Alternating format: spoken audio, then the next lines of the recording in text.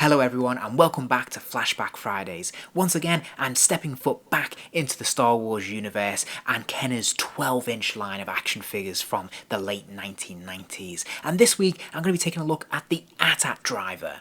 It's always really fun to look back on a slightly more obscure character in this line, and I have to give Kenner top marks for really exploring the Star Wars universe this time and bringing characters like this who get very small amounts of screen time to life in action figure form. And I think it's such a cool look, and hey, I love any variation of a stormtrooper, so this looks tremendously fun to me.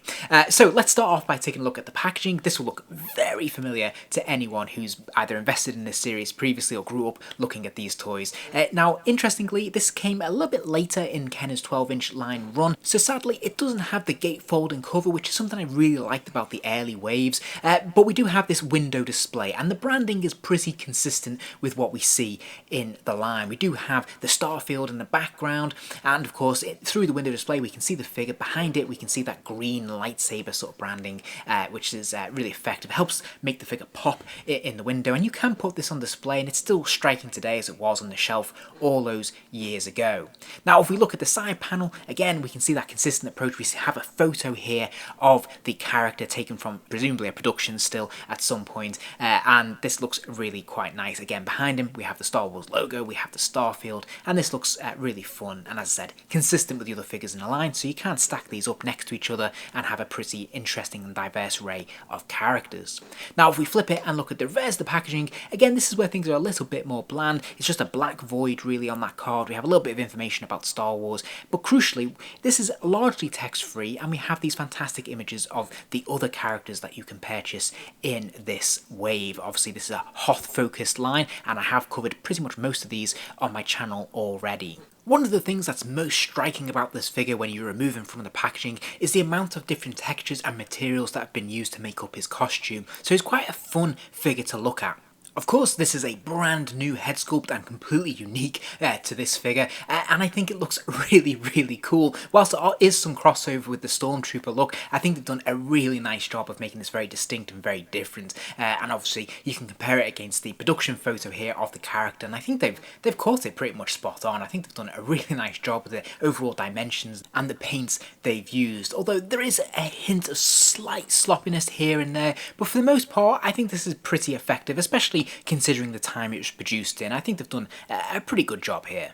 As I mentioned, I really like the mix of materials. I really love that we have these sort of rubber pieces that are made for the armour that are sewn into the fabric costume, which is a sort of undersuit, which I think looks really good. And I love the little bits of paint apps that have been used and the individual details that are used in this sort of central and reverse part of the armour as well, in the upper torso piece. I think this looks really good, adds some much needed colour to this figure, and it just looks really quite effective. The gauntlets are quite interesting. These are a rubber piece, but they're actually a separate piece. There isn't a hand within them. They slot directly into the arm of the figure, but they look nice and neat, and they look fairly in proportion. I think this is definitely something this series struggled with when it came to gloved hands and boots. Definitely they would look a little bit too puffy, a little bit too big, and there's some issues here there with the overall proportions, but I think it gets away with it, mainly because he does have that very chunky head, so this kind of balances out. I'm quite impressed with the little details like these individual straps that go around the legs and link to the waist,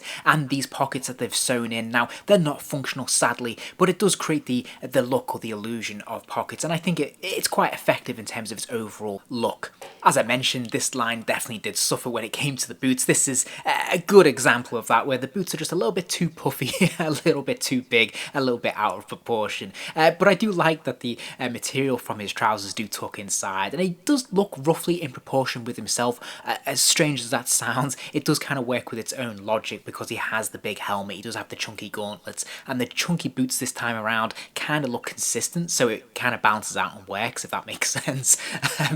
Whereas it doesn't work so well with a character like Han Solo, for example, where it is mostly a cloth costume, and then having these big chunky rubber boots looks a little bit incongruous and a little bit out of proportion. So looking at articulation, I wasn't sure initially whether I would be able to turn the head because of those big tubes, but actually it works surprisingly well. There is a straight swivel here and he has no issues turning his head. Those tubes work with the articulation, which is absolutely fantastic. Now he's got ball joints in the shoulders, of course, so he can lift his arms up and out. There is a complementary bicep swivel there and a single joint at the elbow, allowing you to bend that forearm to about 90 degrees. Now for the gauntlets, there is just a straight swivel. Sadly, there is no hinge here, so you cannot arch the hand forwards and backwards. There's ball joints in the hips, allowing you to kick the legs out to the side. You can kick them forwards and kick them backwards, and there is a single joint at the knee there, allowing you to kick that lower leg back to about 90 degrees. I do believe there is a hinge at the ankle because this is a plastic leg rather than the rubber that we've seen in this line before, but sadly I can't get much articulation out of it because of those rubber boots.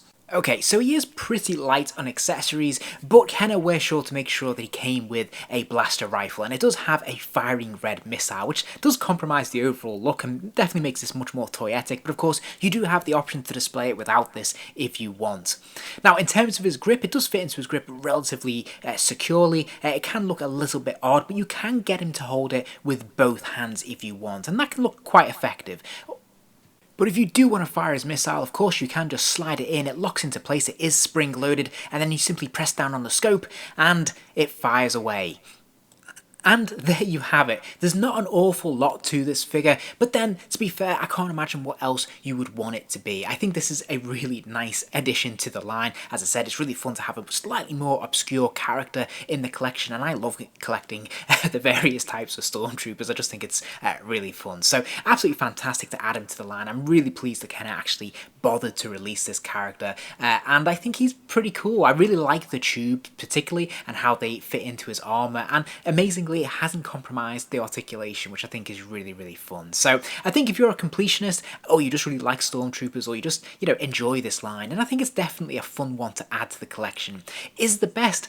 No, certainly not. I think there's definitely some issues with the helmet in terms of the paint apps are a little bit sloppy here and there, but all in all, this is a really fun world-building character, world-building figure to add to your display, add to your collection, and just bring back those really fun, warm childhood memories. If you enjoyed this video, please do give it a like and remember to subscribe as there'll be plenty more videos soon.